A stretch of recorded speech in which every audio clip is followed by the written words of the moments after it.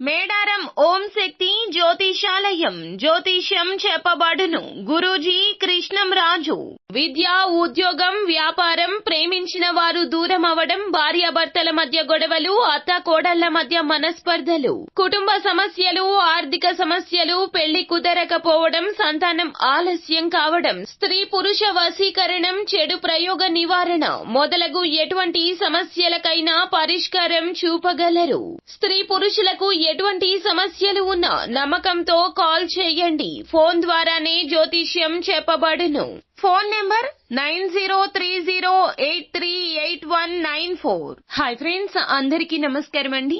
December మాసంలో 11వ తేదీ అనగా బుధవారం తిథి. ఈ రోజున తులారాశి జాతకుల యొక్క గోచార ఫలితాలు ఎలా ఉండబోతున్నాయో ఇప్పుడు మనం ఈ వీడియోలో తెలుసుకుందాము. జ్యోతిష శాస్త్రం ప్రకారం ఈ రోజున తులారాశి వారి జాతకులు సాయంత్రానికి కథ మొత్తంగా మారిపోతుంది. అసలు ఏం జరగబోతుందో తెలిస్తే గనక షాక్ అయిపోతారు మీరు. ఈ వీడియోని పూర్తిగా చూస్తే మీకే అవగతమవుతుంది. వీడియో గనక మీకు నచ్చినట్లయితే గనక లైక్ చేయండి. మీ లైక్ మాకెంతో సపోర్ట్ అండ్ ఎంకరేజ్మెంట్ గా ఉంటుంది. ఇక మనము ఏ మాత్రము కూడా ఆలస్యం అనేదే లేకుండా ఈ వీడియోలోకి వచ్చేద్దాము. ఈ రోజున తులారాశి వారి జాతకులు చాలా ఉత్సాహంగా మీ దినచర్యను ప్రారంభిస్తారు. కానీ కాలం గడిచే కొద్దీ ఉత్సాహం కాస్త నిరుత్సాహంగా మారుతుంది. గంట గంటకు మీరు చేసే పనుల్లో మార్పులు చోటు చేసుకుంటాయి. ఒక్క పని కూడా సరిగ్గా పూర్తి కాకపోవడం వల్ల చికాకు పెరుగుతుంది, విసుగు కలుగుతుంది, దిగులు మరియు బెంగ పెరుగుతాయి.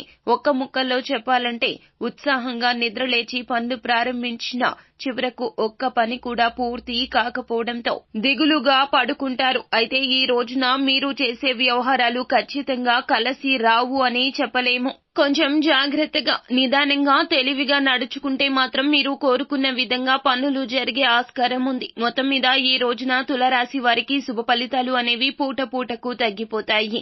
ఉదయం కన్నా మధ్యాహ్నం, మధ్యాహ్నం కన్నా సాయంత్రం, సాయంత్రం కన్నా రాత్రి ఇలా నెమ్మదిగా చికాకు పెరుగుతుంది. అందుకే ఈ రోజున మీరు అన్ని రకాల అంశాల్లో కూడా జాగ్రత్తగా ఉండాలి. మరి ముఖ్యంగా ఆర్థిక పరమైన అంశాల్లో చాలా కేర్ఫుల్ గా ఉండాలి. ఈ రోజు మీరు కీలకమైన వ్యవహారాల జోలికి అస్సలు వెళ్లొద్దు. ప్రయాణాల జోలికి దూరంగా ఉండండి. నిదానమే ప్రధానం అనే సూత్రాన్ని నమ్ముకోండి. ఈ రోజున ఈ రాశి వారి జాతకులు వంకాయ రంగు దుస్తులను అస్సలు ధరించొద్దు. నృసింహ కరవాలాంబ స్తోత్రాన్ని పారాయణం గావించండి.